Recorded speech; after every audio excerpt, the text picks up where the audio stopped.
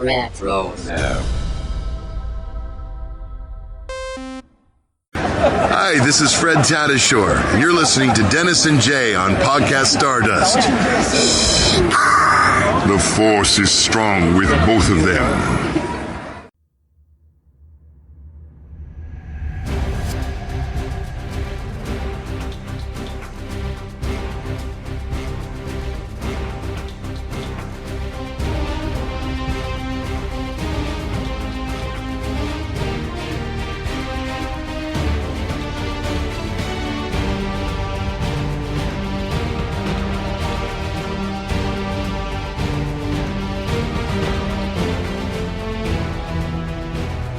Hello there, and welcome to Podcast Stardust. This is the fully armed and operational podcast dedicated to Star Wars news, reviews, and discussion. I'm Dennis Keithley. And I'm Jay Krebs. And it's Monday, and that means we're going to be talking some Clone Wars. But before we get into that, Jay, you want to remind everybody where we can be found online? All right. Well, we are very easily found on Facebook and Instagram at Podcast Stardust. Okay. The dish is aligned. The signal's boosted to maximum output. The shield is down, and we are now broadcasting to the galaxy. So we are going to be resuming our discussion of the Clone Wars and more specifically the Mortis Arc, which is 3 episodes. And we talked about the first one of those last week. And we decided that we're going to cover the second and third episodes back to back this week, simply because we didn't want to leave that last episode hanging for 6 weeks because we're going to be covering them all. And so we wanted to wrap this up because it's an important arc. And last week we talked about how this arc really is legendary among Star Wars fans. So super important. I'm going to stop babbling now and ask Jay if you would go ahead and give us the summary, which it's a long one, but this is complex. So I didn't really know how to make it too much shorter. Well, you always do such a good job, and I love reading them. So here we go. As Anakin, Obi-Wan, and Ahsoka attempt to leave Mortis, the Son arrives and abducts Ahsoka to force Anakin to return. In their pursuit of the Son, Obi-Wan and Anakin crash land on Mortis. While Anakin attempts to rescue Ahsoka, Obi-Wan seeks out the Father. The Son, in the guise of a prisoner, poisons Ahsoka with what appears to be the dark side. Next, the Son attacks the Father at the monastery. Fearing that the Father is dying, the daughter reveals the Dagger of Mortis to Obi-Wan, which can be used to kill these Mortis gods. Any plan to use the dagger against the Son is thwarted by the combined efforts of the possessed Ahsoka and the Son. After that, the Son deems Ahsoka as having no further use and snuffs her out with a simple touch to the head. Just when the Son is going to dispatch the Father, the daughter intervenes and is dealt a mortal blow instead. Her final act is to restore Ahsoka before she dies. Yeah. So all these episodes in this arc are very consequential, and we got a lot to talk about here. We're going to try and contain it to 30 minutes, but we'll probably go over a little bit. What are your overall thoughts on this episode, Jay? Well, there's just so much going on. And, as we talked about before, there's a lot of questions that are not resolved as even at the end of the entire 3-episode arc. And I think that is definitely intentional in a lot of ways. But there are some things that happen in here that I feel like are very closely and directly tied into things that we see in other areas of Star Wars. And obviously we'll be getting into those a lot more, but there's some direct connections, I think, to Padme in here. There's some connections, I think, to some of the future things that happen in other areas of Star Wars. And so it's got a lot of layering going on in a lot of these things. And so as we sort through this episode, I think as we talk about it, we'll have more questions than answers, and also hopefully be able to answer some of our questions. Yeah.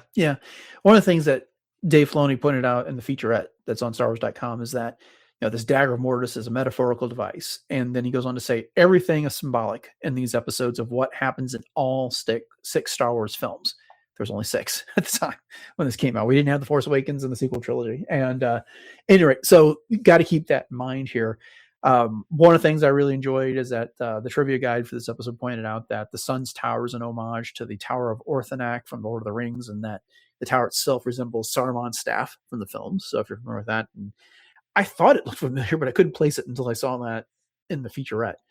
But let's, I don't want to go beat by beat. We might as we go through this discussion, but I got a lot of questions here in the notes.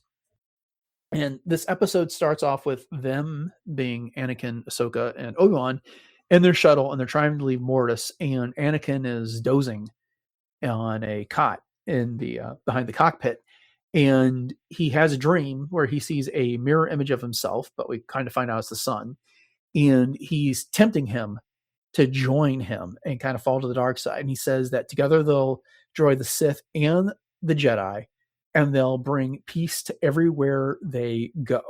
But Anakin refuses to join him in this quest. So, what do you think of this attempt by the Son to recruit Anakin and his idea that they'll destroy both the Sith and the Jedi? Well, there's actually quite a bit to unpack here. And first of all, backing up to the introduction to this as we go through after the fortune cookie and they set us up for the episode. In the intro, they talk about how the sun is drifting ever closer to the dark. Whereas in the last episode, the first episode in this trilogy, we had talked about how we thought the sun is the dark, perhaps. Right. Embodied. Aligned with the dark. Yeah. Right. And so drifting closer to the dark, I thought was a weird way to put that. But that aside, one of the things that I picked up on was in Anakin's vision when the Son is talking to Anakin and he tells Anakin that he is the chosen one. Anakin kind of smiles. He gets this little like grin on his face. And then when the Son is trying to get him to join him, Anakin says, "I will never join the dark side willingly." Right. Which I thought was a very interesting quote on his point. And then as you pointed out, when the Son says, "We will destroy the Sith and the Jedi," did you notice how his voice sounded very much like Palpatine's at that point? It had that undertone to it. I'd have to go back and listen to it. I mean, whether his voice sounded like, he sounded like Palpatine in the way he was talking is the way was my observation there. But I hadn't actually noticed if his voice changed any there. But I do know that Sam Witwer has done Palpatine successfully in the past as well. So yes, he is very capable of that. Yeah, if you go back and listen to it again, he sounds, I should say, more like Sidious, not Palpatine so much. But yeah, so what I think is a big takeaway from this is that the Son is, I don't want to necessarily say desperate to get Anakin to stay, but I feel as though he's sensing that he can't pull this off without him. Right. So, and it's going to be hard just to talk about this episode since we've already watched the one that comes after it, and we're getting ready to talk about it in another conversation here. My takeaway on this is that the daughter is not necessarily the light side incarnate. The Son's not necessarily the dark side incarnate. They align with those philosophies of light and dark, each respectively. But one of the things that the Son will go on to say is that, there is no light without dark, or vice versa, in this case, because at one point he tells Anakin, it's like, you put it so simply that, you can't just fall to the dark side. There's you have to have both in this regard. And as much as the Son might already be aligned with the dark side, he hasn't completely fallen to it. He hasn't fallen into these Sith ideals, but now he's starting to promote them here, right? This Sith have gone out of their way. This is the thing that Palpatine tempts Anakin with, which is, and it's based out of other conversations we've been seeing in Attack of the Clones, where Anakin's talking about, like, all the people need to get together and decide what's best for all the people and then do it. And then Padme challenges him, like, who's going to make them? And he says, well, someone's strong, someone's wise, and so he's got these ideas. And then Palpatine tempts him and even to the Sith with this very thing. It's that, use my knowledge. You can use it to save Padme, but it is also this, finally we're going to have peace. You get rid of the Jedi. We can put it into this endless war. And what he leaves out is we're going to subjugate the galaxy. That's why we're going to have peace, and everyone's going to do what we say because we're so powerful, not because we're just going to get rid of all the bad guys.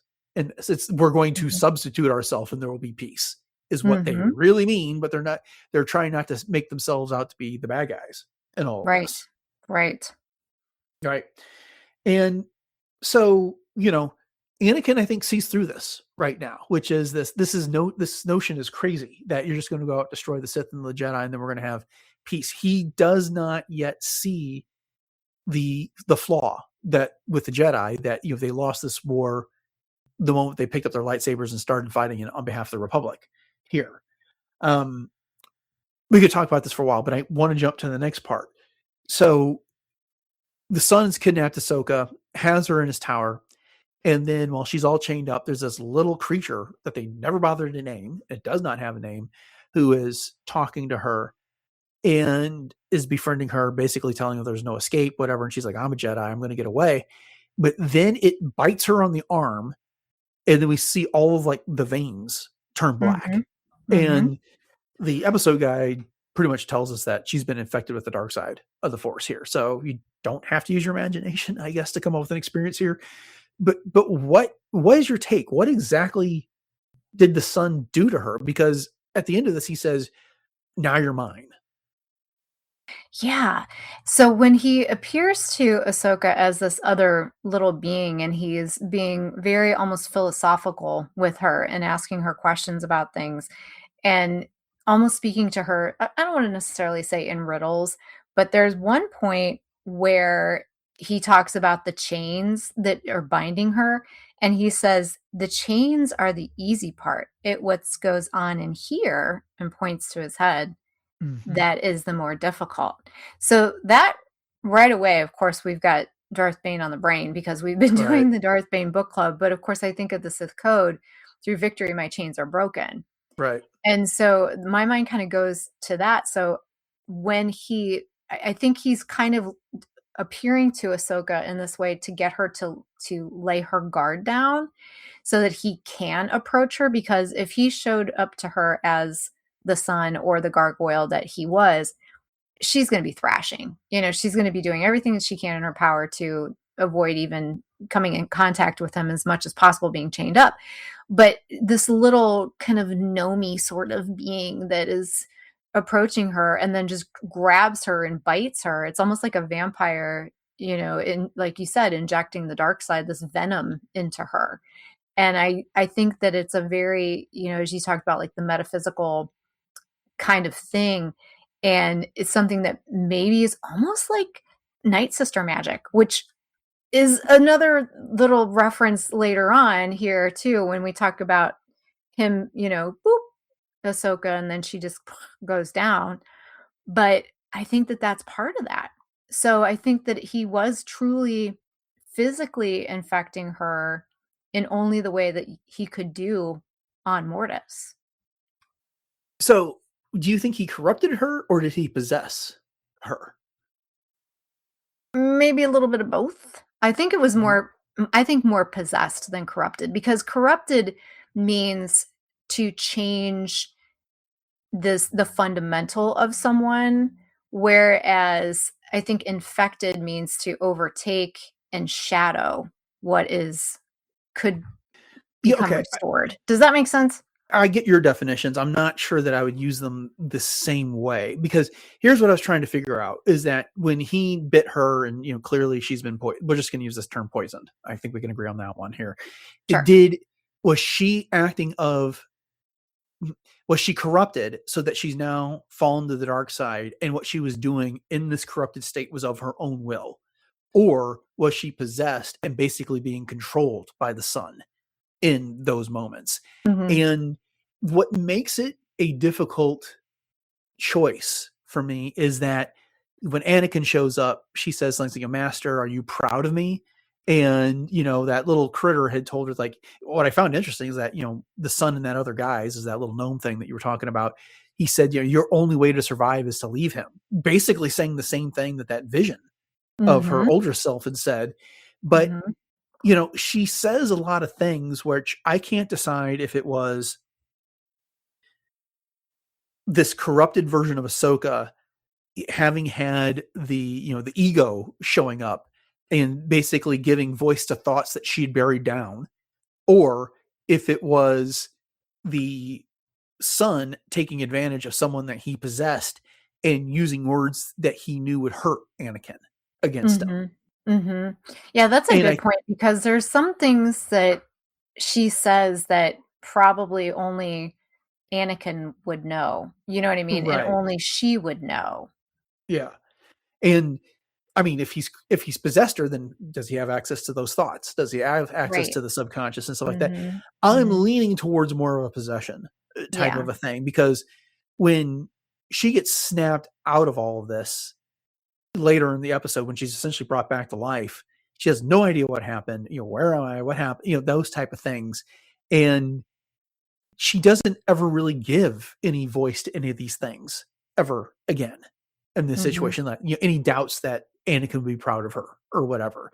Her only doubts are in the futures, like we've seen Ahsoka, is that, was he a good master? Am I infected with the dark side the way that he was? That's overstating it, but you get what I'm saying. Yes. It wasn't so much that she harbored doubts about what Anakin thought about her and the like. Yeah, and the way that she said, "I hate it when you call me that," when he called her Snips. Yeah. That was one of those things that was their terms of endearment for each other, with Snips and Sky Guy. So did she truly not like that nickname, or was it just being manipulated in that way? Right. Well, I feel like it was a manipulation there. He was picking up on all the things that may have been sore spots early, but have become part of the relationship later in that regard. So, and what's crazy too is you think about this in terms of the last episode as well, because when he did appear to Anakin as Shmi, he did say things to Anakin that only Shmi would have, like Anakin would have known that, could have been Shmi. Like, those weren't made up. Those were actually things that she would have said or would have known. So, yeah. Well, and then later in the episode, when everyone's in the same place, son, father, and daughter, and Anakin, Obi-Wan, and Ahsoka, and there's this whole fight that goes on, and then the son ends up with a dagger. He basically says everything is gone as he has foreseen, which is foreshadowing what Palpatine will say in Return of the Jedi there. So I think, he's going to show Anakin the future in a bit.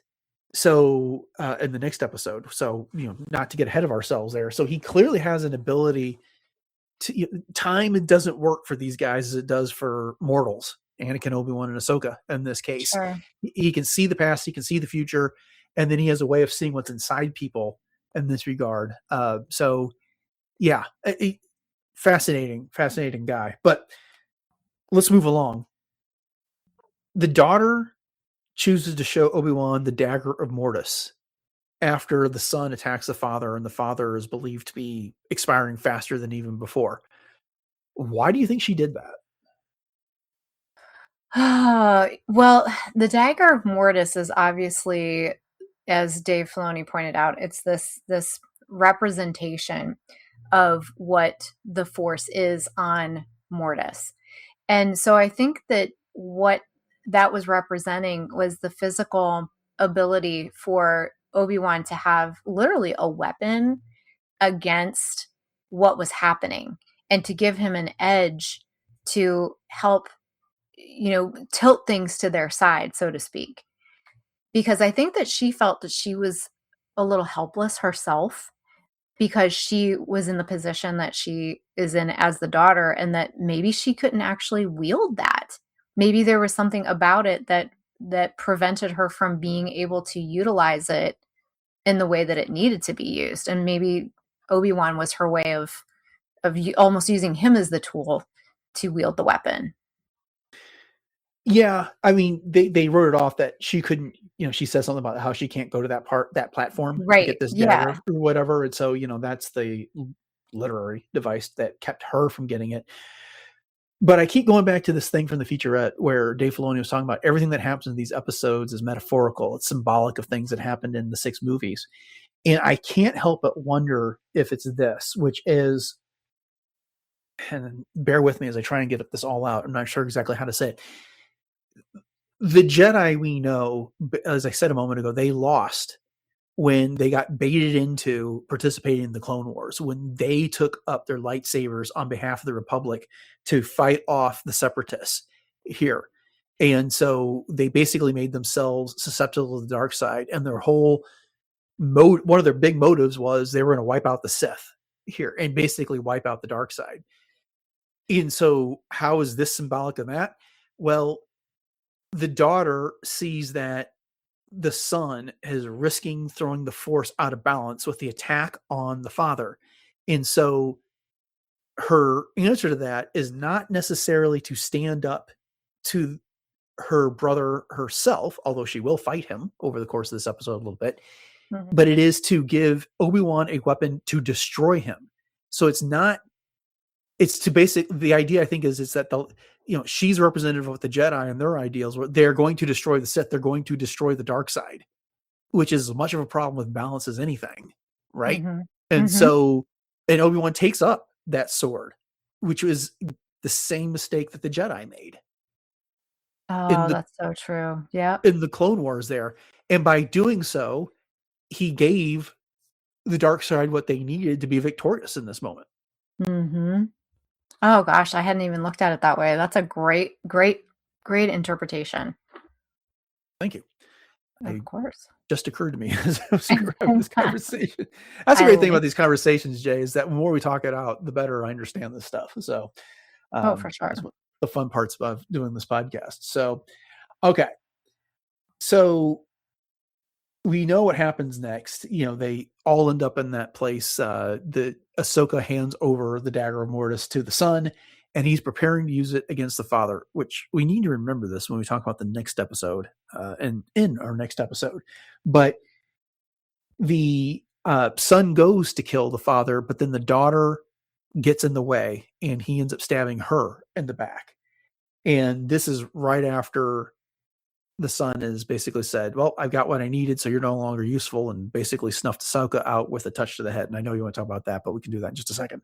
But but then as a result, the son takes off. He panics. This is not what he intended. This is not what he wanted.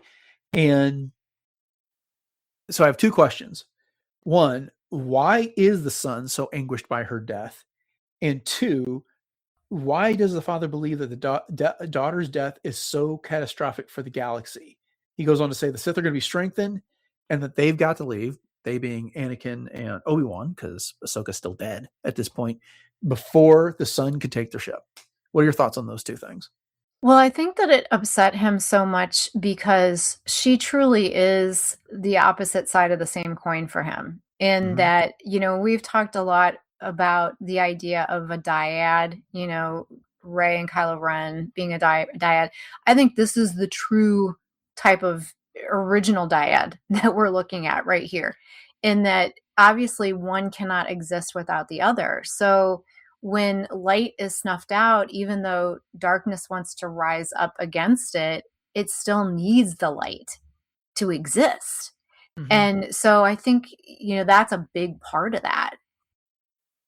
Yeah, I don't disagree. I think you're on to it right there, which is that the Sith wanted to get rid of the Jedi.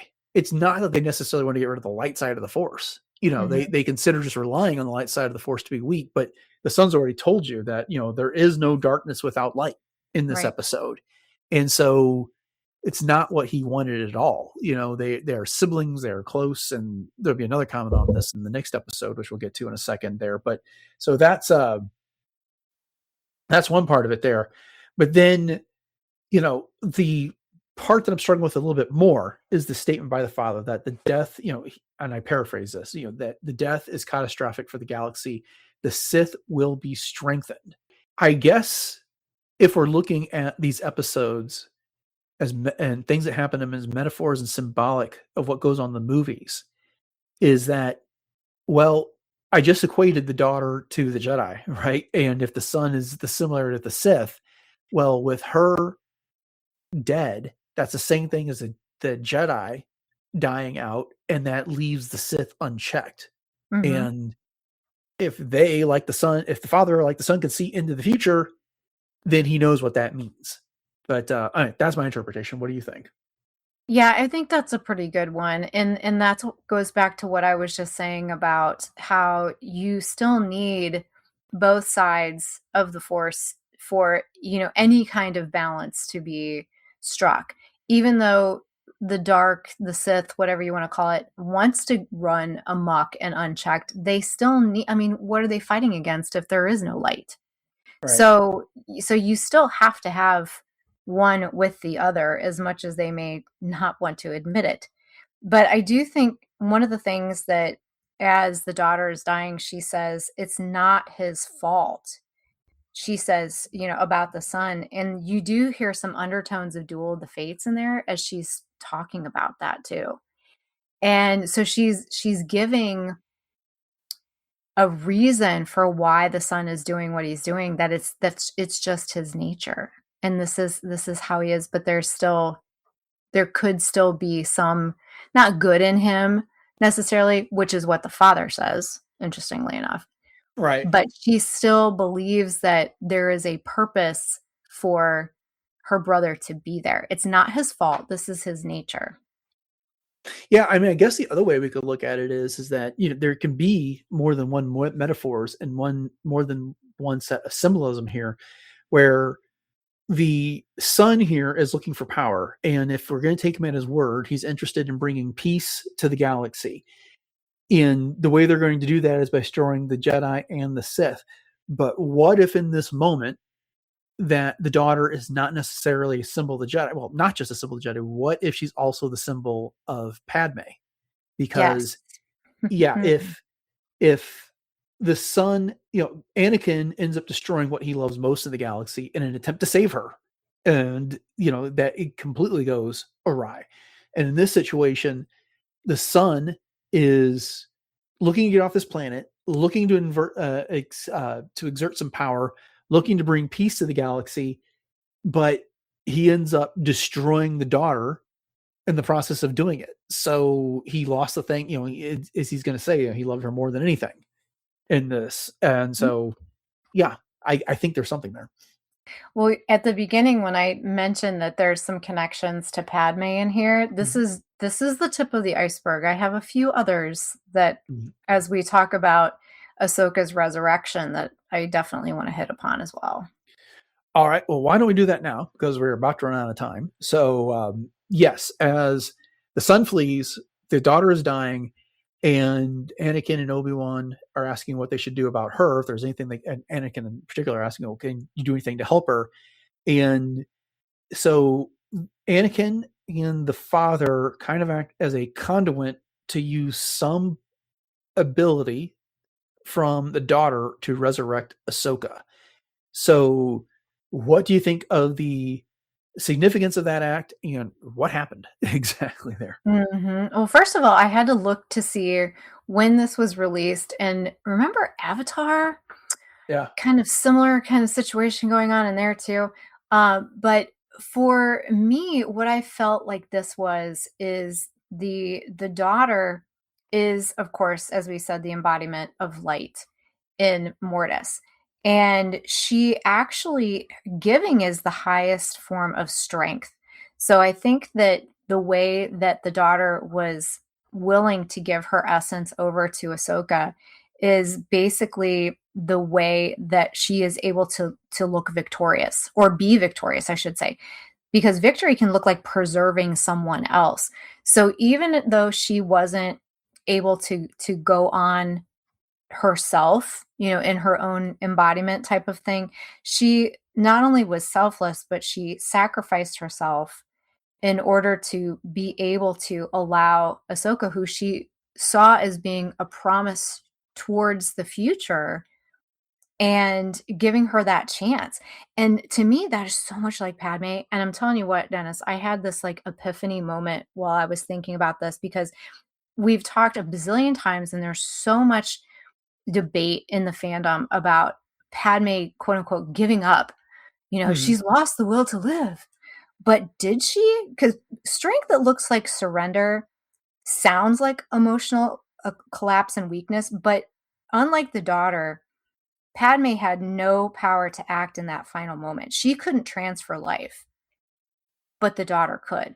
However, Padme did transfer life in the form of Luke and Leia. Yeah, she gave life, created life in that moment. Yeah. Exactly. So realistically, I mean, you could argue that Padme is really what the ideal of the light side looks like in the real world, like as a human. But yet the daughter is that in that metaphysical sense. Mic drop. Yeah, well said. Yeah, I mean, it's like I said earlier, I'm glad we're talking through this because it's giving me a lot of ideas. It's just that, there's enough similarities that I think we can draw some of these conclusions, but at the same time, there's enough differences that makes me second guess everything we just said, particularly everything I just said in this discussion, because, these are beings that are so powerful. They have to keep them contained here, but yet, Anakin, Obi-Wan, and Ahsoka are so important to all this. And well, I tell you what, let's go ahead and wrap this up because we're going to turn around and record the follow-up to the final episode of this arc here in just a minute. And we can further hash out some of these ideas as we get through there, especially since we'll have the conclusion to bring a little bit more volume to the discussion of all this. But so yeah, we're going to put a pin in everything. And with that, we're going to go ahead and wrap up this discussion of Podcast Stardust and this discussion of the second episode of the Mortis Arc, which is called Altar of Mortis.